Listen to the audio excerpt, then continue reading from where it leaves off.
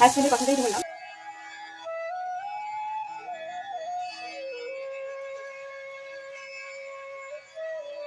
বন্ধ হয়ে গিয়েছিল। তো বাবা আমাকে এখন বলেছে একাদশী কিন্তু করো। শুভ সকাল বন্ধুরা, কেমন আছো তোমরা সবাই? আশা করি তোমরা সবাই খুব ভালো আছো। ঈশ্বরের কৃপায় আমরাও সবাই খুব ভালো আছি। আমার আরও একটা নতুন ব্লগে তোমাদের সবাইকে জানাচ্ছি অনেক অনেক স্বাগত। আজ হচ্ছে রবিবার, বেশ অনেকটাই বেলা হয়েছে, কতটা বেলা হয়েছে সেটা আর বললাম না। চলো আজকের ব্লগটা এই রান্নাঘরে চা তৈরি দিয়ে শুরু করলাম। সকালবেলা দেখো এখানে আমি চা বানিয়ে নিচ্ছি, লিকার চা। সকালবেলাটা কিন্তু চা দিয়ে শুরু না হলে দিনটা যেন ভালোই হয় না আমার। তো চলো চাটা তৈরি করে নিয়ে এবার সবাই মিলে বসে একটু চা খাবো, তারপরে সমস্ত কাজকর্মের দিকে এগোবো। যেহেতু রবিবার একটু গড়িমসি করে কাজকর্ম করছি, ছেলের স্কুল নেই, যদিও হাজবেন্ড বেরোবে। তো চলো আপাতত চাটা খাই, তারপরে তোমাদের সাথে আবার কন্টিনিউ করছি।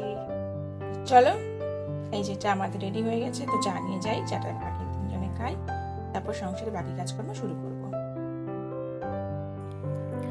তো দেখো তারপরে চাটা খেয়ে বাসি ঘরের কাজকর্ম সমস্ত সেরে আজ সকাল সকাল একটু স্নান করে নিয়েছি, যেহেতু আজকে একাদশী। তো সকাল সকাল স্নান করে আজকে পুজোটা আমিই দিয়ে দিলাম। পুজো দিয়ে প্রণাম করে দেখে চলেছি তুলসী তলায়, একটু তুলসী গাছে আজকে সকালবেলা একটুখানি ধূপ দেখিয়ে দিলাম, যেহেতু আজকে একাদশী। তো তারপরে দেখো স্নান করার সময় বাসি জামা কাপড় কিছু কেচেছিলাম, সেগুলো মিলে দিলাম। ওয়েদারটা এখন কদিন কিন্তু রোদ বৃষ্টি হচ্ছে, খুব একটা রোদ নেই, হালকা হালকা রোদ আছে, আর বৃষ্টি তো হচ্ছেই। তো এখন দেখলাম আকাশটা একটু পরিষ্কার আছে। মোটামুটি যে জামা কাপড়গুলো কেচেছি বাসি জামা কাপড়, সেগুলো সমস্ত কিছু এখানে ছাদে মিলে দিলাম। তো দেখো এখন আমার স্নান টান করে দেখলে পুজো টুজো দেওয়া হয়ে গেল, চলে এসেছি রান্নাঘরে, রান্না করছি। আজকে যেহেতু একাদশী, আজকে হচ্ছে পুত্রদা একাদশী, তো একাদশী যেহেতু আজকে আমাদের বাড়িতে কিন্তু আমরা সবাই একাদশী করি। তো সেই কারণে আজকে এমনি রান্নাবান্নার ঝামেলা একদমই কম। এখানে সাদা আলুর তরকারি করছি, এটা তরকারি লুচি দিয়ে খাবো, আমার ছেলেও একাদশী করে, তো তার জন্যে তরকারিটা এখানে হচ্ছে। আর এই দেখো এদিকে ময়ান দিয়ে রেখেছি, ময়দাটা মাখবো, লুচি করবো। আর আমি আমার ছেলের জন্য, এটা আমার হাজব্যান্ড কিছু খায় না, হাজব্যান্ড খাবে সাবু। তো সকালে সাবুটাই ভিজিয়ে রেখেছিলাম, এটাকে দুধ দিয়ে ফুটিয়ে দেবো, দুধ সাবু খায়, দুধ সাবু খাবে। আর একটু ফল টল সারাদিনে খায় টুকটাক, আবার রাতেও ওই দুধ সাবু খায়, ও লুচি ফুচি কিছু খায় না, ময়দা জিনিস খায় না, যদিও একাদশীতে ময়দা জিনিসও কিন্তু খাওয়া যায় না। দেখো পুরো ঘেমে কি অবস্থা, আমার এত গরম লাগছে।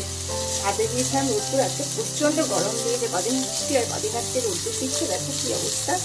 হ্যাঁ এটা বলছে একাদশীতে ময়দা জিনিস কিন্তু খাওয়া যায় না, যেহেতু ছেলে তো ছোট, তো ছেলের জন্য করি। ও বলে মা আমি খাবো না, ছোটো তো সেই জন্য ময়দা জিনিসটা বানাই, আর আমিও খাই, আমিও খুব একটা উপোস করে থাকতে পারি না বলে। এই হচ্ছে একাদশী। আর একাদশী কেন করছি, প্রথম এটা করতাম না, রিসেন্ট করেছি।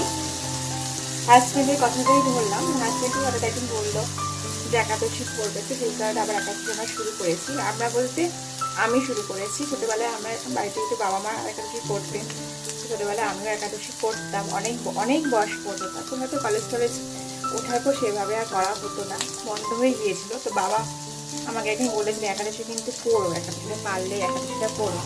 যাই হোক করবো করবো করেও শুরু করতে পারছিলাম না। আর একাদশী শুধু করলে কেমন, একাদশী অনেক নিয়ম আছে, আগের দিন পরের দিন এবং একাদশীর দিন অনেক নিয়মকানুন মানতে হয়। তো শুধুমাত্র ময়দাটাই খাচ্ছি, আর তাছাড়া সমস্ত নিয়মটাই মোটামুটি মানছি, অন্য কিছু আর মানে করি না। যাই হোক একাদশীটা আবার শুরু করতে পেরে সেটা আমার অনেক ভালো লাগছে। আর প্রথমে ভাবতাম যে একাদশী শুরু করবো, আমার হাজব্যান্ড করবে কিনা, আর আমার শ্বশুর বাড়িতে সেটার তো কোনো পাঠ নেই। তো হাজব্যান্ড যখন নিজেই বলেছিল আমার খুব ভালো লেগেছিলো। তো একাদশীটা এখন আমরা তিনজনেই করছি, খুব ভালো উৎসাহ সহকারে করি। তো আজকে তো একাদশী, তো দেখো এই করলাম, এই রান্নাবান্না করবো। তো চলো আপাতত রান্নাবান্নাগুলো কমপ্লিট করি, তারপর তোমাদের সাথে আবার শেয়ার করবো, ঠিক আছে? তো তারপরে দেখো তরকারি তো হয়ে গেছে, আর এদিকে হাজব্যান্ডকে কিন্তু দুধ সাবুটা করেও দিয়েছি। দেওয়ার পর এখানে ময়দা মেখে রেখেছিলাম কিছুক্ষণ আগে। তো এবার আমি লুচিগুলো আস্তে আস্তে ভেজে নিচ্ছি, কারণ বেশ অনেকটাই বেলা হয়ে যায়। সকাল থেকে মোটামুটি কিছুই খাইনি, মোটামুটি না কিছুই খাইনি, শুধু চাইয়ে খেয়েছিলাম। তো চলো এবারে আজকে বিস্কুটও খাইনি। তো এখানে লুচিগুলো ভেজে নিচ্ছি, নিয়ে ছেলেকেও খেতে দিয়ে দেবো, আর আমারও খিদে পেয়েছে, একটু খেয়ে নেবো। এই যে হাজব্যান্ডকে দিয়ে দিয়েছি দুধ চাবু, ও খেয়ে অফিস বেরিয়ে যাবে। তো শুধু দুধ চাবুই খায়, দুধ চাবু দিয়েছি আর একটু ফল কেটে দিয়েছিলাম, ফল নিয়ে যাবে অফিসে, সেটাই খাবে। আর সারাদিন কিছু খাবে না, আবার সে রাতে বাড়ি এসে ওই দুধ চাবুই খাবে।